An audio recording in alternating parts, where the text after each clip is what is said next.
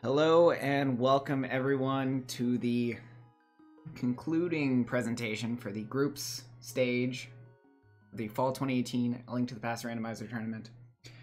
You're here for the bracket reveal. We are just about to get to the juicy bits, but first, my name is Felix DC. I'm one of the admins of the tournament, and I am with my good buddy Philian. One of the other admins, a racer in the tournament. Philian. Oh, absolutely. Let's get started. As one of the group members, before I hit this next slide, what did you think?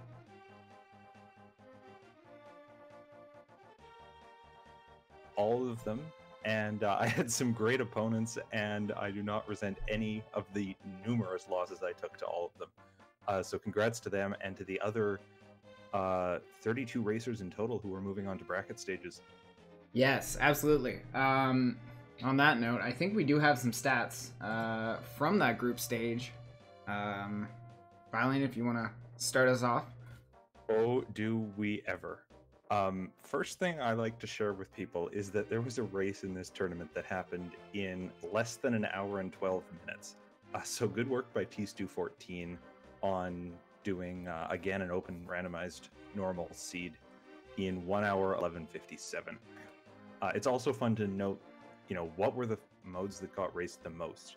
And interestingly enough, the most popular race in this tournament was Ganon Inverted Randomized Normal None, which is a new format that just got released with V30. Absolutely. We kind of expected that to be the new hotness, the new mode Inverted where you start in the Dark World.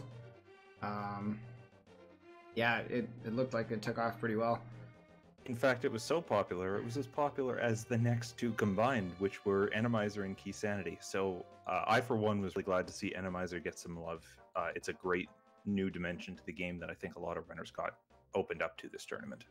Absolutely.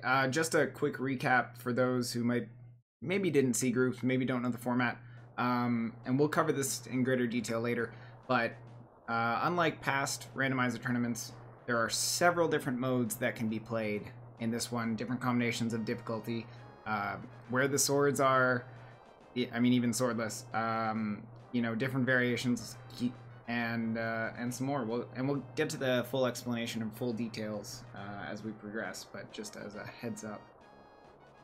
So I see some people in chat saying, well, we only played 103 of 108 combinations.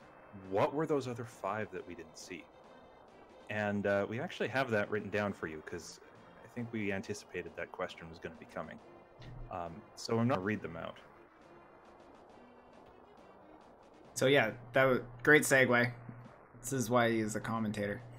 So the only 5 combinations not selected: all dungeons, standard, Uncle Assured, normal, retro. Ganon open swordless with hard, Key Sanity, and normal, retro. And then Ganon standard swordless, again hard, or with either Randomizer or Key Sanity. So definitely not your run-of-the-mill, vanilla styles. Yeah, those styles that just threw a couple extra wrenches. I can see why people didn't want to go for them. I myself was one of the many people not throwing swordless in much, and certainly when we look at those top 3 vetoed options, I was vetoing swordless a lot because I didn't think I could keep up with it. No, and definitely some strategy to the vetoes. We'll keep these vetoes going next round as well with, again, we'll get to the format of brackets. But yeah, retro and Key Sanity, people don't want to deal with keys. Swordless, it's a hard thing to do. You got to take out blind with a hammer or a cane or something like that. What I do think is interesting is that Key Sanity was, as we saw, one of the most played options, but it was also one of the most vetoed options when it came down to the game 3s in the bracket stage. And I think that just says that Key Sanity is a love or hate it thing. Some people really like getting into it, and some people just had enough of it by the time those game 3s rolled around. Absolutely. So we're on to the brackets information. Tell us about it, finally. Well, we had 16 groups, 6 people in each group, and of those 6 people, 2 people are going to move on from each group. The top 2 based on their records, and that means 32 people are left in this tournament at this point. So they are going to do, they're going to be paired into 16 pairings, and they're going to face off in best of 3 series. Felix, best of 3? Yeah, so those of you who were looking at the tournament before might have noticed that it was a best of 5. We have kept that for the semifinals, the top 4, so semifinals, and then, you know, the bronze match and the gold match, so the winner. But, you know, after sending out a survey to the players, checking in where everyone is, it's been a lot of rando, and we wanted to make sure that our players were having, you know, as much fun. Difficult schedules coming up. The holidays are definitely difficult to schedule for a lot of people. So we brought it down to best of 3, and we will, you know, explain what the implications are as far as match selection in the future. That's right. And then, of course, when we do get to those top 4, we're going to go back to the best of 5 because we do want to see the best spread of stuff possible there. So brackets are going to go on for 6 weeks, about a month and a half left. Those first 2 rounds are going to happen before AGDQ starts on January 6th. So runners, you've got about, 4 weeks to get your first two rounds in? Yeah, something like that. So there, the caveat to that is, and this is more of to tell the players participating, we hope to have the round of 32 done by Christmas Eve, December 24th. If players will not be able to schedule that for any reason, please reach out to the admins. Again, we'll announce this more officially. But please reach out to the admins if you cannot complete your round of 32 by December 24th. We need to make sure that, you know, the people you might face next are able to deal with an extension if we push into, because top round of 16 definitely needs to be completed before AGDQ. There will be no matches going on during that point. That's right, and that's because, well, a huge portion of the runners, the commentaries, the trackers, the admins are all going to be there, and we're not going to be running tournament matches during that week. Absolutely. So if we look just a bit into the future, we can tell you that the seeding was set up for these top 32 first based on how many wins did you get. Second, how well did you do against settings that weren't the ones you picked? How adaptable were you to playing in formats that weren't your favorite? And then if there was still a tie on there, we'd just break the tiebreaker based on who was better in the initial qualifiers back in. That was back in October at this point. Yeah, it's been a long tournament already. We still got a whole bunch more. Just to point to the number of wins against competitor chosen settings, if a player had dropped out, that would not count as a win for the competitor chosen setting. So, brackets, game modes, we have not removed anything, but we have added in a new difficulty. So we've got normal, hard, and expert now. We still have the standard states of standard, open, and inverted, or the continuing with those states. The goal of defeating Ganon, or all dungeons. We got the variation of none, which is just play the game regularly. Key sanity, retro, and enemizer. And the swords can either be uncle assured, randomized, or swordless. That's right. And expert mode is that new addition. For those watching that aren't sure of what all that entails, maximum heart containers, or maximum health total available, is down to 9 pieces of heart. So good luck with that, runners. You're going to be stuck on green mail for the whole run, master sword, and nothing better than the fighter's shield. The good news is silver arrows do still work in Ganon's room. So we'll see a Master Sword Ganon fight, just not Master Sword silverless every time. Right. So it is being asked. So we're still not allowing inverted to be chosen with any variations. That isn't a change going forward. With so much going on, we don't expect our players to have time to kind of learn all of that. And again, since it is the new mode, you know, it's still pretty fresh for people. Maybe not so much after 15 group stage matches, but we didn't want to throw too many curveballs at this point. That's right. So in the best of 3 matches, it's going to look a lot like it looked in the group stages. Race 1, higher seeded player is going to pick the settings. Race 2, lower seeded player is going to pick the settings. Race 3, each player is going to get 1 veto, and then the settings are going to be chosen randomly after that. So again, if you did your group stages, which I am highly confident every player in brackets did, then this will be nothing new for them. Yeah, absolutely. The third race, the bot written by JC87, big shout outs to him, will choose those settings, and some of them are mean. Some of them are real mean. So we'll see how that goes. Yeah, I want to see some expert all dungeons retro show up for maximum rupee spending. And I know you are a viewer at this point, but that is just kind of mean. I'm sure it's only because the bot gave me a ton of hard retro. All right, so you're paying the hatred forward, I guess. Talk about the best of 5s now for when we get to the top 4. Yeah. So race 1 and 2, no vetoes. Settings will be chosen by lower player first, then higher gets the race 2. Race 3 and 4, each player has a veto for their opponent. Race 3 will be decided by the higher, so they get back-to-back. The lower seeded player will get race 4, and then it is again back to the bot in race 5.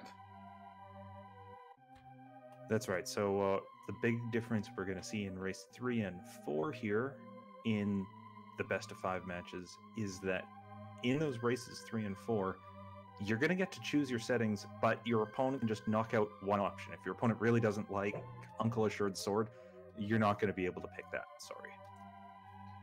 Absolutely. So, because groups, you could assign a point for a tie, or half a point in this case. You can't do that in brackets, so if there is a tie, not that we had many, it will result in a rematch using the exact same settings that were used in that race. So basically, as if that race didn't exist, as far as standings go. That's right. So just to very quickly run through the vetoes stuff. As we said, when the vetoes happen, the higher seed gets to choose who vetoes first. That means they could take the first veto, or they could say to their opponent, no, go ahead, I'll let you take the veto first. And the same options as in the group stages are allowed to be vetoed. That includes, or with the addition of the new expert difficulty. Yeah, definitely. 1 point to clarify. I'm getting ahead of myself. You cannot veto the variation none. That has some implications of banning something like inverted. And with that said, when the bot is going to roll, inverted is moved into the variation decision. So inverted has the same chance as Randomizer, retro, insanity, or none to be selected by the bot. That's right. So how does the bot actually do this once you give it its vetoes, Felix?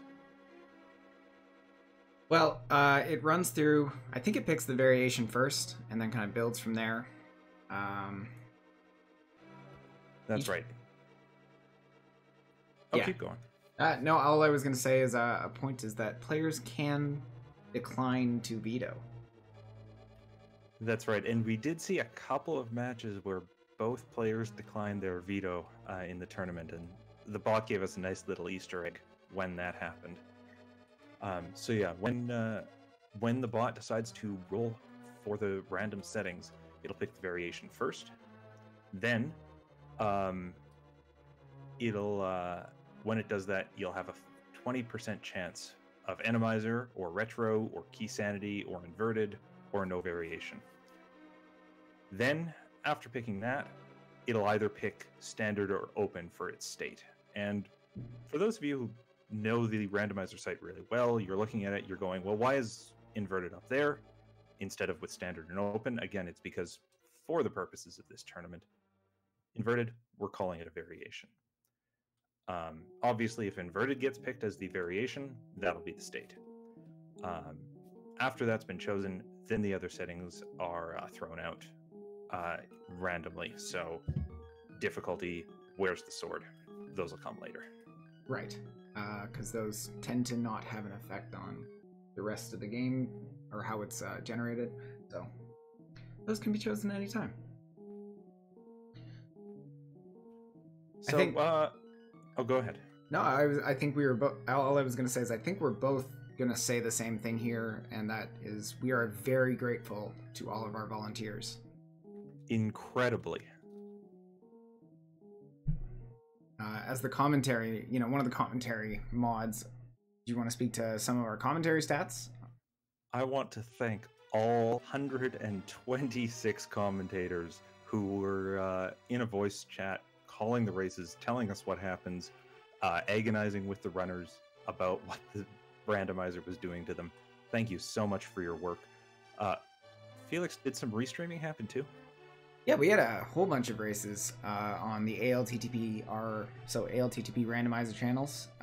We had 10 restreamers covering 50 races, getting more matches up, and we're super grateful to those that work behind the scenes. Usually don't get a ton of credit because everything runs smoothly, and it's one of those things where when it goes right, nobody notices, and when it goes wrong, they're scrambling to make it look great. So big thank you to our restreamers, and of course, as well, big thank you to our trackers.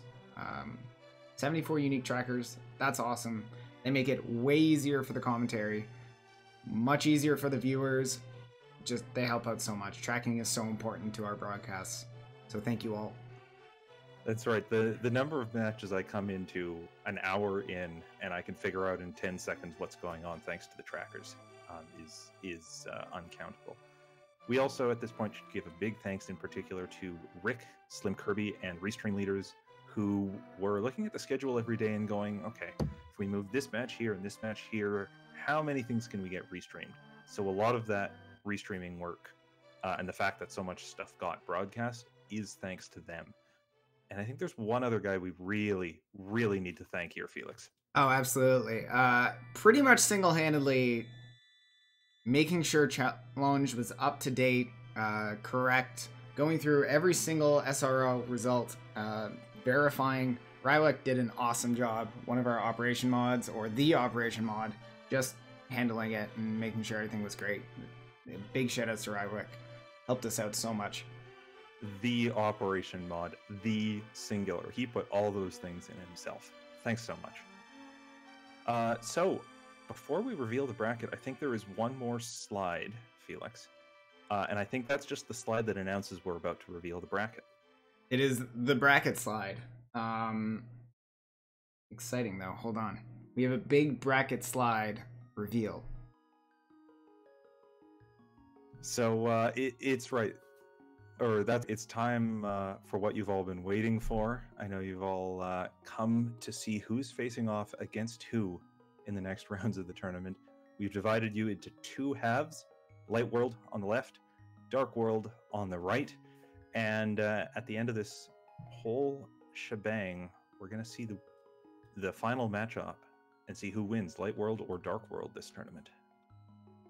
This background is great. I'm sorry, I just needed to take a moment and enjoy this. But yeah, let's move on. But Felix, the pedestal isn't in the Dark World. Doesn't mean I can't have fun. So, as you mentioned, Light World, we got our first group, the Death Mountain region. Vylin, take us away. Who is that #1 seed? I want to give a special congratulations to that #1 seed, because you get to #1 in the seeding by winning, or by having the most wins in the group stage. And if you're Kyong92, that means you got all the wins in the bracket stage. So he's going to have to go off against Super Nin Taylor, which is not going to be an easy match, and might be that first guy who takes a win off of him in this tournament. Oh, absolutely. Top 32, it's still the 32 best random players, and given all the variations and modes and everything, people have a chance. With that said, Kyong played really well in groups, so it will be an uphill battle for Superintendent Taylor. All right, in the 16 and 17 seed, we've got Sonicam versus Rywek.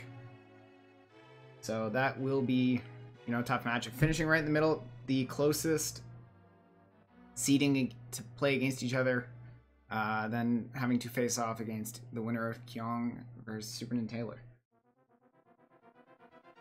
Yeah, and following that, number 9, Zero Rush, is going to be taking on 24, Bonta. You know, a bit of a difference in numbers there, but I also look at that match as is going to happen with most of the matchups in these brackets, and I go, okay, I want to watch that one. How much time can I steal away in my work week to go and watch that? Yeah, definitely. I mean, every single one of these is going to be worth watching for sure. But let's move on. Let's get through these. 8, we got Willard J. Bradley. Who's he facing? Mac and X. Ooh, tough matchup. You know, maybe Didn't these guys just do this? I think so. I believe they're in the same group, right? That's right. I'm fairly certain they came out of the same group there. But I'll be watching that to see who comes out on top. Maybe Mac and X can take some of those wins off of Willard this time around. Absolutely. So we have Death Mountain region done, though. What do you say we get on to the next group in these brackets? Yeah, I think this is where we hop in that warp and head down to the Lake Hylia region. Absolutely. I guess it's not a group. It's a seeding chart. I'm not exactly sure what to call it. That's right, a seeding chart. Sure. So up in number 4 for Aimi, if I'm saying that correctly, it's going to be against number 29 Solsky, if I'm saying that correctly. Hopefully. Who knows? Words are hard. Next we got 13. Ak the Boker. Solsky and Ak were in the same group as well. Funny that, you know, they might face off again. Versus In the Name of DT. So we got Ak versus In the Name of DT. That is going to be a good matchup as well. I feel like we're just going to say that for every single matchup. Yeah, but I like both these guys. Me too. We'll have to find new words. Let me see how quickly I can get a thesaurus. Down in number 12 is going to be Bwain facing off against number 21 Elminster RTA, who, you know, I've got that personal beef with only because he beat me clean 3-0 in the group stages. So best of luck to him moving on in brackets, and best of luck to Bwain to avenge me. Absolutely. I'm sure it's a one-sided rivalry, right? But moving on, we got to see who's going to face off against either Bwain or Elminster in the top 16. We got number 5 Andy versus number 28 Big Dunka. All, you know, 8 of these players on this page, real solid. Oh man, it's another good region. I really like that matchup. Andy, known for doing things with the boots, and Big Dunka, who I believe on his channel runs a bit of a meme about walking into things. So that works out pretty well between the two of them. I'm hoping for early boots in their races. Absolutely. Absolutely. All right. We're on to the dark side. In the Dark World, our first region is Skull Woods. Not as great as it used to be in V25, but still a useful place to go in. We'll find Dracaris in the number 2 seed against Brewers Fan JP at number 31. Same thing, Dracaris 3-0'd me in groups. So Brewers, please avenge me. But good luck to Dracaris from Group N. Absolutely. All right, let's see who we got. 15 and 18. 15, we got Korek facing number 18. OC 101. I'm sorry if I said your name wrong. But as I said, words are hard. And yeah, so that's going to be another close matchup. Close in the seedings. But 2 great players. 2 real good players. And down at number 10 is going to be Error versus number 23 Mikan Now, these are two races who hang out together and are friends with each other and talk about this a lot. So it'll be cool to see how that breaks down when they end up, or how that plays out, I should say, when they end up facing each other. I hope that friendship doesn't break down. Well, it's not Mario Party, it's A Link to the Past Randomizer, so I'm sure it will stand the test of time.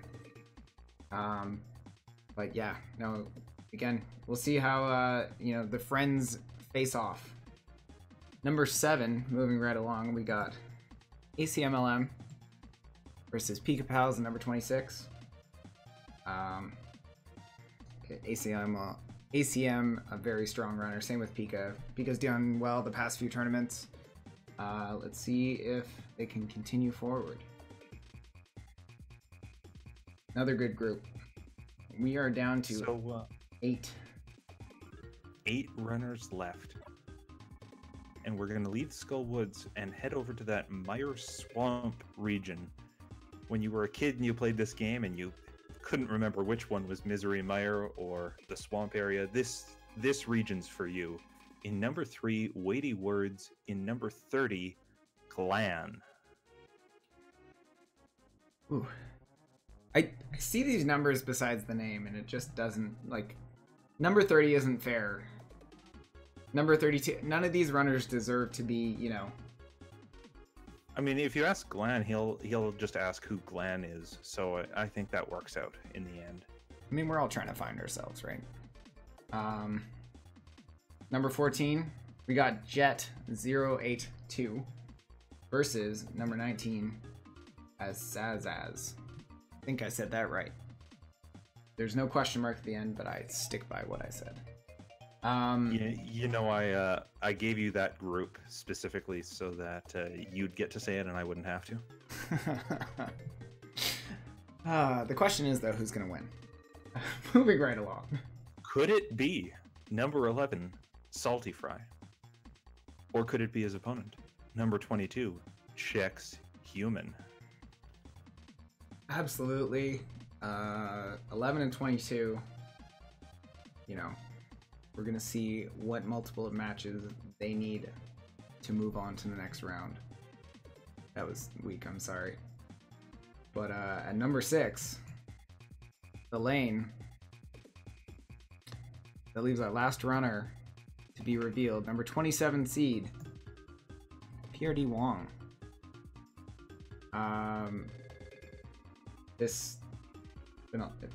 Great runners. Like, again, the lane did real well in groups. PRD Wong was in the tiebreaker, I believe, or at the end. That's correct. Sneaking in, I think it was Friday afternoon, we had that one tiebreaker match. Yeah. So 32 great runners. I don't even know. I believe Challenge allows predictions. We're gonna get that updated. Get these names in the proper place. Get your predictions in. Build your bracket.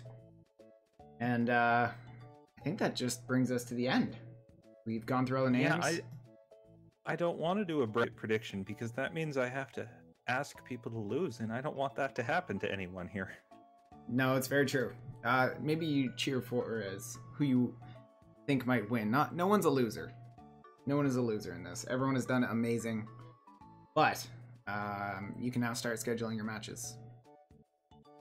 Good luck. Yep. If you want, you can schedule a match for as early as noon Eastern tomorrow, which is like 21 and a half hours if I can do my math. So let's see some races from the runners coming up very soon. Do get in touch with us, of course, if there are any scheduling issues you run into. Absolutely. Yep. And they will be broadcast on, Speed Gaming through Speed Gaming 6 and ALTTP Randomizer. And we have all the way up to Randomizer 5. So make sure you follow those channels if you want some hot competition on A Link to the Past Randomizer. I'm looking forward to it. I can't wait to see some of the close boss fights people pull out in expert mode. And I know the runners can do it. I've seen these runners do things on low percent. I just want to see it happen over and over and over because they'll prevail. Oh, absolutely. It's going to make for some great races. Definitely changes the way people play. All right. In that case, runners, will let you get to scheduling. Thanks, everyone, for tuning in. Felix, thanks for doing this with me, talking about 32 people in 4 regions of the game. We'll see if Light World or Dark World comes out on top. I've been Philian, and have a great tournament, everyone. Good night, everyone. Or good afternoon.